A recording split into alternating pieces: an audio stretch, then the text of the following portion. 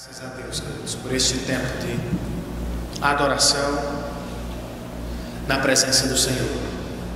Nosso Deus está aqui, amém? Amém. Nós estamos estudando sobre as disciplinas espirituais, algumas delas, e na última semana nosso irmão Levi começou, mas não terminou, o assunto da mordomia financeira. 15 dias atrás eu falei sobre a mordomia do tempo, sobre a administração do tempo do cristão para a glória de Deus. E na última semana Levi introduziu a mordomia financeira, como nós administramos, devemos administrar os nossos recursos para a glória de Deus. Ele nos ofereceu algumas razões para a contribuição, e hoje eu vou oferecer outras razões e concluir esta parte do nosso estudo. Hoje eu vou oferecer mais 5 razões para o ato da contribuição na igreja do Senhor, e todas elas, as 5 razões, apontarão para a administração dos nossos recursos. A primeira delas é que contribuir deve ser um ato de amor e não de legalismo. Nós devemos dar, devolver, ofertar o nosso dinheiro na presença do Senhor como um ato de amor e não de legalismo. Por legalismo entendam leis humanas, obrigações de homens, imposição de homens. Você deve dar, senão Deus vai castigá-lo, e as coisas não. A contribuição na igreja deve ser um ato de amor. E eu queria que você abrisse um texto da palavra de Deus para a gente ver isso bem de perto. Segunda carta de Paulo aos Coríntios, capítulo de número 8. Queria ler com vocês os versos 7 e 8 do capítulo 8 da segunda carta de Paulo aos Coríntios.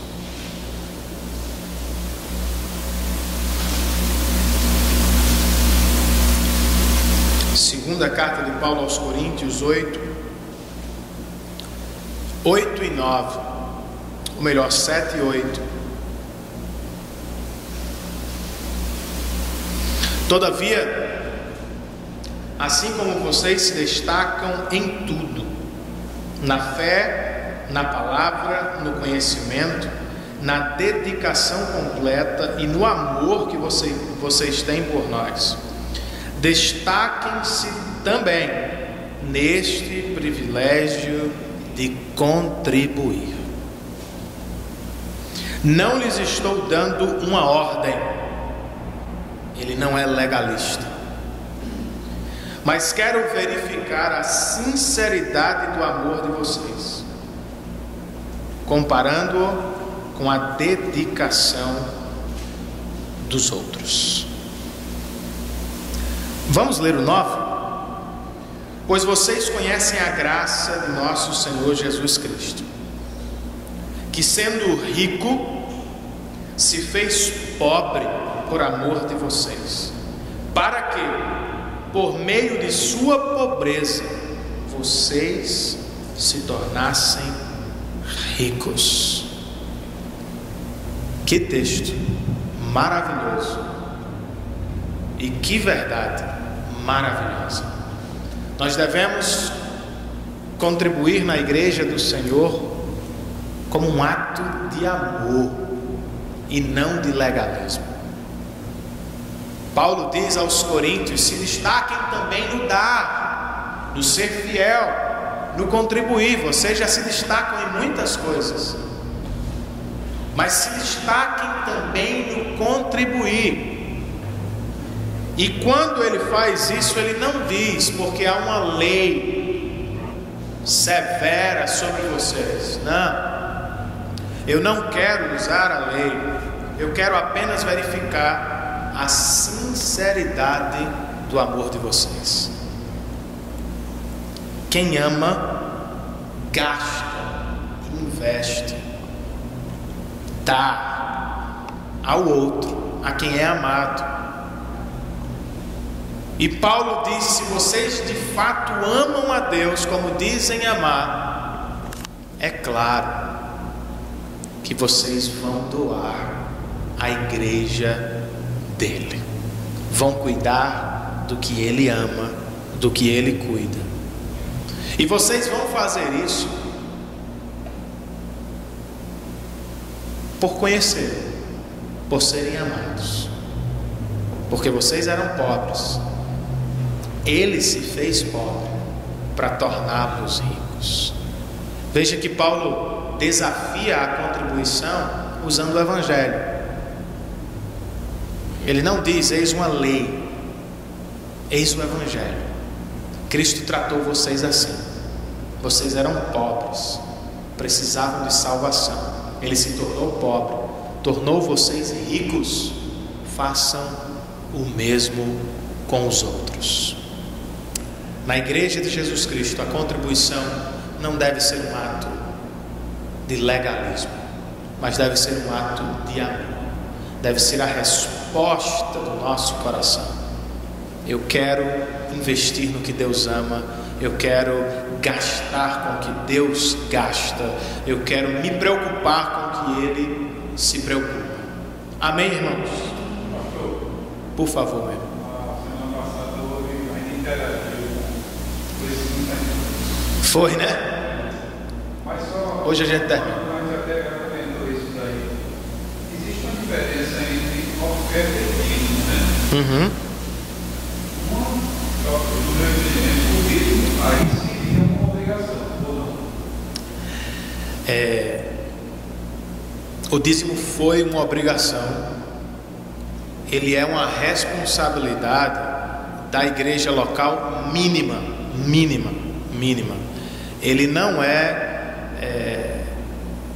o teto. Não é o teto. Em Israel, o dízimo funcionava muito como os nossos impostos. Israel era uma nação teocêntrica, certo? Israel, a casa, o palácio era o templo, e os administradores eram os sacerdotes. Então boa parte do dízimo e das ofertas era para o cuidado com os necessitados, com os ministros na nação. No Novo Testamento você não vê a igreja falando de dízimo. E aí alguém se alegra com isso. Oh, muito bom, nós não vamos dar o dízimo. Não. A igreja do Novo Testamento recebeu mais do que a igreja do Velho Testamento. Então, ela não dá 10%, ela dá 100%. Ela coloca tudo, como a gente viu domingo e vai ver de novo hoje, aos pés dos apóstolos. Ela não diz: eu vou dar 10% e acabou, como um imposto, como uma taxa. Não. É só o início. É o início de uma contribuição, como a gente vai ver hoje, que deve crescer. Eu não posso começar doando 10% e terminar minha vida com 10%. As pessoas mais felizes deste mundo, eu acredito, cristãs, que viveram para a glória de Deus, terminaram doando 90%, por exemplo. Então, a diferença que eu faria entre dízimo e oferta, não é necessariamente entre obrigação e voluntariedade. Eu faria entre o que é mensal, regular, e o que é esporádico, espontâneo, certo? Eu tenho uma contribuição mensal que devo fazer à igreja, e isso começa com 10%, mas eu posso daqui a 2 anos estar com 20%, e depois de 5 anos 30%, certo? Isso é a minha contribuição regular. Mas eu também posso ofertar esporadicamente. Senti desejo no coração, o Senhor me movimentou para uma causa específica da igreja, há um missionário em necessidade, eu tenho recurso e posso fazê-lo. Então a diferença seria entre a contribuição regular e esporádica, não entre a obrigação e voluntariedade da oferta. Eu acho que dever, embora não deva ser tratado como pela igreja local, mas é uma responsabilidade da igreja fazer contribuições regulares e esporádicas, certo? Então, no Novo Testamento, o negócio fica mais apertado para os que querem uma coisa mais fácil. Não é que não tem dízimo, tem trízimo, tem 5 vezes mais, 3 vezes mais, 10 vezes mais. Por quê? Porque a igreja recebeu mais. Ela recebeu muito mais do que a do Velho Testamento. Como é que ela vai dar menos? Se o Filho de Deus foi entregue por ela na cruz do Calvário e ela viu isso, sabe disso, se a história da salvação está completa, ela viu muito mais, ela dá muito mais. Então a contribuição não deve ser um ato de legalismo, mas de amor. Uma segunda razão, ainda no texto de Coríntios, é que a contribuição deve ser feita com gratidão e alegria. E aí a gente volta à questão do irmão Cláudio. Às vezes, por obrigação, eu posso fazer algo sem vontade, né? Eu tenho a obrigação de dar o dízimo. Eu espero que você dê, mesmo quando não quer dar, porque a igreja precisa em todo o tempo. Mas eu não acredito que Deus aceita.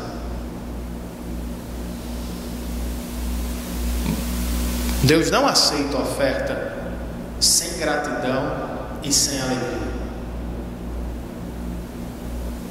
Não, eu vou dar porque eu tenho que dar, como se Deus precisasse, né? Como se Ele estivesse mendigando, pedindo os seus 10% ou os meus 10%.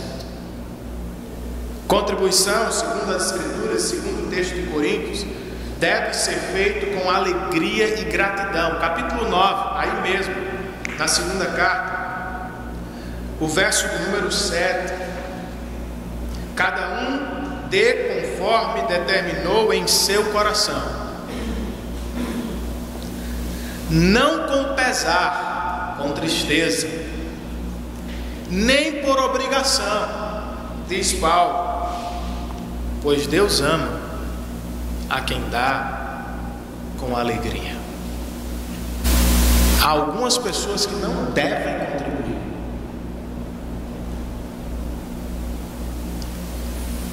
A igreja que tem que dar. Estão em situação de risco, passando por necessidade, por dificuldade. Tirar R$100 de alguém talvez seja tirar o seu pão, certo?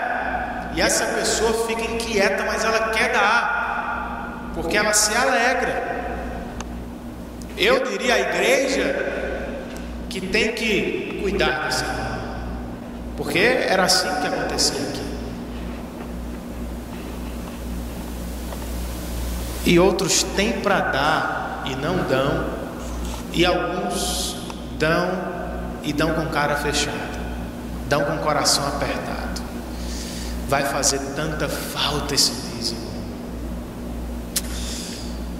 Poderia fazer tanta coisa com essa oferta. E com aquele coração apertado, triste, meu Deus, eu estou dando. Segundo o texto do Senhor, Ele não recebe. É como se fosse uma oferta de tolo. Deus ama a quem dá com alegria, irmãos. A quem dá sabendo o que está fazendo e com gratidão no coração. Meu Deus, eu preciso dar, eu quero dar, eu gosto. É parte da vida do cristão a generosidade. É claro que alguns são dotados de maior, e eu acho que na vida do cristão a generosidade deve crescer paulatinamente. Alguns são mais generosos porque têm mais maturidade. Mas não ter um pingo de generosidade é incompatível com o cristianismo. É não entender o que recebemos em Cristo Jesus. E aí, se alguém se aproxima para dar com pesar no coração, por obrigação, não é aceito por Deus. A igreja recebe, faz bom uso e Deus santifica o dinheiro, mas Deus não recebe adoração pelas ofertas sem gratidão e alegria.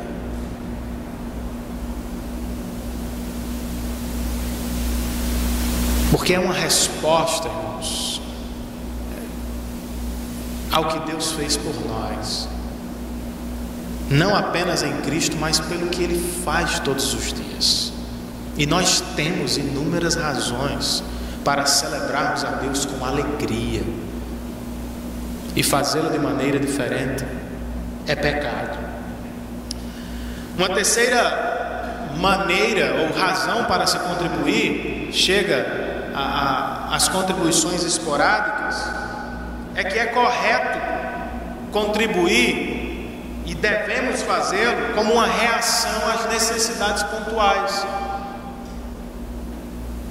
Nós temos as nossas ofertas, dízimos regulares, mas há situações que não fazem parte do planejamento financeiro e de repente surgem, acontecem. No livro de Atos nós temos vários momentos assim. Queria que vocês abrissem comigo. Primeiro no texto que a gente estudou domingo, Atos 2. Atos 2, 44 e 45. Os que criam mantinham-se unidos e tinham tudo em comum, vendendo suas propriedades e bens, distribuíam a cada um conforme a sua necessidade. O que é que aconteceu aqui, irmãos? Contexto de Pentecostes, a festa de Pentecostes, Jerusalém está cheia de judeus de todas as partes do império. Há conversão aqui estrondosa, milhares de pessoas se rendem à pregação do Evangelho, querem Jesus Cristo como Senhor e Salvador de sua vida, e de repente ficam por ali mesmo. A igreja toma uma proporção gigantesca e agora ela tem que cuidar de algumas pessoas, porque muitas no início de sua fé perderam emprego, perderam família. E o que é que muitos irmãos fizeram? Ofertas esporádicas, pontuais. Necessidades surgiram. Eu tenho 3 casas, não é possível que eu vou morar nas 3, então eu vou deixar uma para o meu irmão morar que não tem. Eu tenho 2 carros, só uso um, o outro está na garagem pegando poeira, eu vou colocar à disposição dos meus irmãos. Foi o que eles fizeram. Eu tenho, não preciso, há quem precise no reino de Deus. Capítulo 4, outro momento de oferta como reação às necessidades, 32 a 35. Da multidão dos que creram, uma era a mente e o coração. Ninguém considerava unicamente sua coisa alguma que possuísse, mas compartilhavam tudo o que tinham. Saltando o verso 33, o verso 34 é muito forte para mim. Não havia pessoas necessitadas entre eles. Olha aqui, igreja. Pois os que possuíam terras ou casas as vendiam, traziam o dinheiro da venda e o colocavam aos pés dos apóstolos, que distribuíam segundo a necessidade de cada um. Ofertas esporádicas. Irmãos, precisamos de uma oferta para o missionário Tiago. Exemplo. Hoje, amanhã, você pode e você quer ofertar. Temos uma pessoa entre nós que está sofrendo, foi abandonada, coisa do tipo. Situações reais, uma igreja amiga precisando. Certo? Capítulo 11, o mesmo livro de Atos, um outro momento de oferta, como reação às necessidades. Capítulo 11, versículo 27. Naqueles dias, alguns profetas desceram de Jerusalém para Antioquia. Um deles era Ágabo. Levantou-se pelo Espírito, predisse que uma grande fome sobreviria a todo o mundo romano. O que aconteceu durante o reinado de Cláudio. Os discípulos, cada um segundo as suas possibilidades, decidiram providenciar ajuda para os irmãos que viviam na Judéia, e o fizeram, enviando suas ofertas aos presbíteros pelas mãos de Barnabé e Saulo. As duas primeiras passagens falam da igreja local, cuidando de si mesma. Essa passagem fala de uma igreja cuidando de outra. A outra região vai sofrer, há irmãos passando fome, há situações difíceis do outro lado, cada um segundo a sua possibilidade, tirou e ofertou. Então a oferta deve ser também, irmãos, uma reação às necessidades reais, mas deve ser também uma outra maneira de se contribuir, algo sistemático e planejado. Não pode ser apenas quando as necessidades surgem, mas deve ser algo sistemático e planejado. Por isso que é regular. 1 aos Coríntios capítulo 16, não 2 aos Coríntios agora, 1 aos Coríntios. Muito interessante esse texto.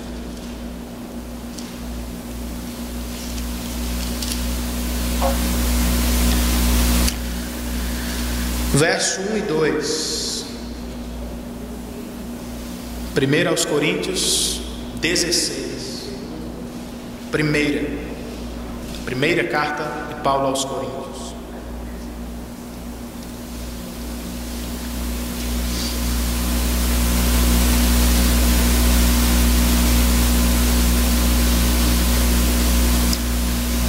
Quanto à coleta para o povo de Deus, diz o apóstolo, façam como ordenei às igrejas da Galácia. Como? No primeiro dia da semana, ou seja, domingo, cada um de vocês separe uma quantia de acordo com a sua renda, reservando-a para que não seja preciso fazer coletas quando eu chegar. Esses versos são bem interessantes e nos dizem algumas coisas sobre contribuição. Quando devemos fazer ofertas, ele nos diz aqui, no primeiro dia da semana, no dia do Senhor, no domingo. Separem uma oferta para o domingo. Eu achei isso muito bonito. Separem uma oferta para o domingo, dia da adoração. Não venham de mãos vazias.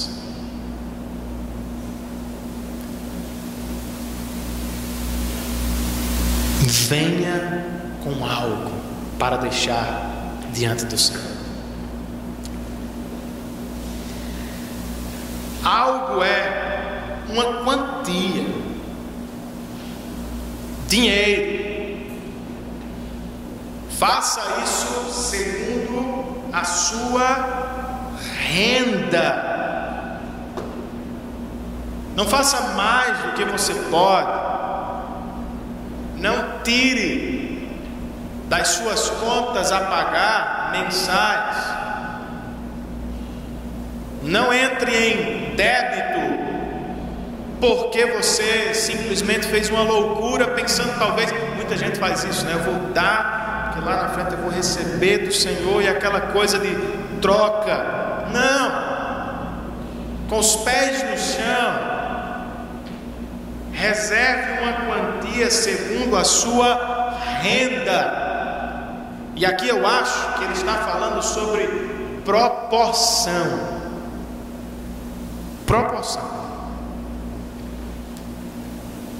Primeiro ele nos diz quando fazer a oferta no domingo. Que tipo de oferta? Dinheiro.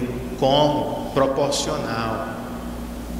Se hoje você pode deixar diante do Senhor 10% da sua renda, faça-o para a glória de Deus. Mas se a sua renda aumentar e suas contas permanecerem as mesmas, é um desafio que nós vamos fazer à igreja, viver uma vida simples, não aumentar de padrão porque aumentou o salário. Você vai ter mais para investir na obra de Deus, investir no que é eterno.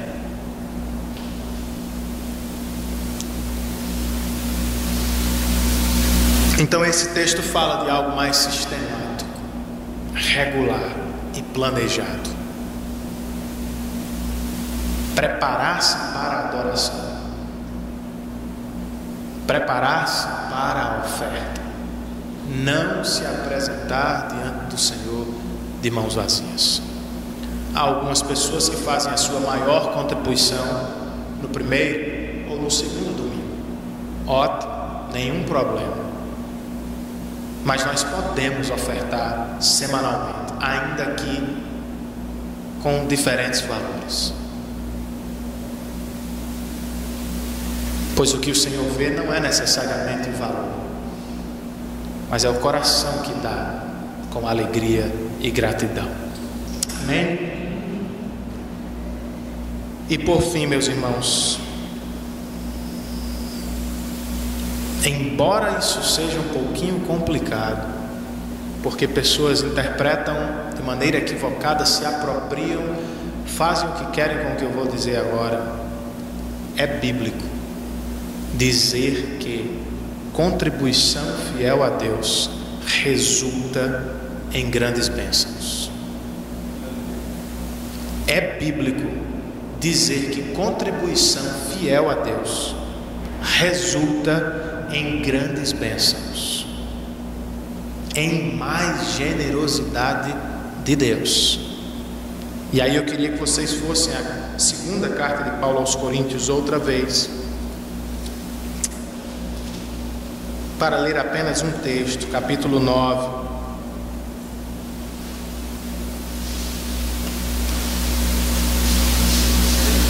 Em outras palavras, Deus prospera o cristão financeiramente também.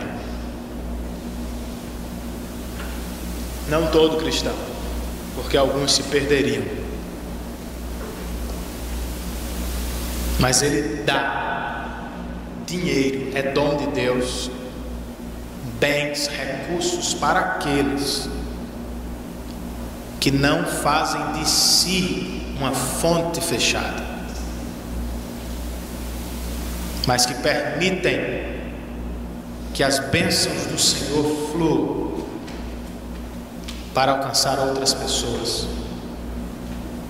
Olha o que diz 2 aos Coríntios capítulo 9, verso 6. Vamos ler do 6 ao 8. Lembrem-se, aquele que semeia pouco também colherá pouco, e aquele que semeia com fartura também colherá fartamente. Outra vez, cada um dê conforme determinou em seu coração, não com pesar ou por obrigação, pois Deus ama a quem dá com alegria. E Deus é poderoso para fazer que lhe seja acrescentada toda a graça, para que em todas as coisas, em todo o tempo, tendo tudo o que é necessário, vocês transbordem em toda boa obra. Em outras palavras, Paulo está dizendo: Deus abençoará ricamente aos que doam abundantemente. Veja que não é apenas material o aspecto desta bênção, mas é bênção espiritual. Quando ele fala de graça, ele está falando de bênçãos espirituais também. Mas ele está falando também de bênçãos materiais. Quando escreve aos Filipenses agradecendo pela oferta que recebeu, no capítulo 4, primeiro ele diz: esta oferta que vocês me deram foi aceita por Deus como aroma suave. Ou seja, o dinheiro que eles mandaram era oferta a Deus. E logo depois ele faz uma promessa: e Deus suprirá cada uma de vossas necessidades, segundo as riquezas do seu Filho. A igreja de Filipos era pobre quando cuidou de Paulo. Ela tirou de sua pobreza para cuidar de Paulo. Paulo está dizendo: vocês fizeram isso comigo, Deus vai tirar de sua riqueza e vai cuidar de vocês. Há inúmeros relatos de irmãos que doam, não param de doar e não param de receber. Por quê? Porque não fizeram de si mesmos uma fonte fechada, e porque não fizeram do dinheiro o seu Deus. Por que eu disse que isso é complicado? Algumas pessoas podem interpretar: então eu vou dar mais para receber mais, para gastar mais, para comprar mais. Não é isso que eu estou dizendo. Eu não estou dizendo que você pode usar Deus para conquistar as bênçãos materiais que você quer. Eu estou dizendo que Deus sempre dará mais àqueles que não fazem do dinheiro seu Deus e usam o dinheiro cada vez mais para o reino do seu Filho amado Jesus Cristo. Há inúmeros relatos de pessoas assim.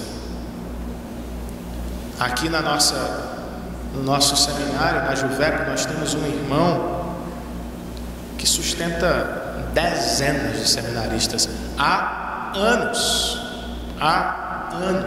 anos e anos, se não me falha a memória, de Belém do Pará. Ele nunca diminui, ele sempre aumenta a contribuição. Há muitos irmãos que aprenderam a viver com pouco, para dar muito para a glória de Deus. E eles vão colher, irmãos, nesta vida e na vindoura. Sabe por quê? Porque talvez deixaram de ter muitas coisas que eu e você temos ou gostaríamos de ter. Poderia comprar um carro novo, poderia fazer uma viagem tal, poderia ter 2, 3 casas, poderia, e muitas pessoas abrem mão disso para ofertar mais, para contribuir mais. Mas sabe o que eles vão ganhar? Uma vida eterna, de qualidade inigualável, um tesouro que não pode ser roubado e que jamais será comido por bicho. Quando chegarmos diante do Senhor, Ele não vai nos perguntar quantos pares de sapato vocês têm, quantas roupas de marca vocês têm, quantas viagens vocês fizeram, quantas vezes vocês trocaram de carro na vida. Ele nunca vai nos perguntar isso. Isso não tem importância para Ele. Até porque o que Ele tem preparado para nós sobrepuja isso em muita glória. Mas Ele vai nos perguntar: quanto vocês investiram na obra? Quantas pessoas foram alcançadas pelo Evangelho por meio de vocês e dos vossos recursos? Quantas igrejas vocês plantaram? Quantos missionários vocês sustentaram, enviaram? Quantos treinaram? Isso eu tenho certeza, porque isso é de importância eterna, irmãos. Então que Deus Ele ministre ao nosso coração, e que o nosso coração seja disciplinado pelo Senhor, não apenas a fim de dar 10 é muito pouco, irmãos. 10 é muito pouco. Para o que nós recebemos dele é muito pouco. Não podemos fazer com Deus o que muitas vezes se quer fazer com o governo, porque Deus não é igual ao nosso governo. Não olhamos para as ruas dos céus e ficamos: olha, tem buraco. A saúde, a educação, a política, não. Deus é perfeito, bondoso, fiel, justo, e acima de tudo é o nosso Salvador. Amém, gente?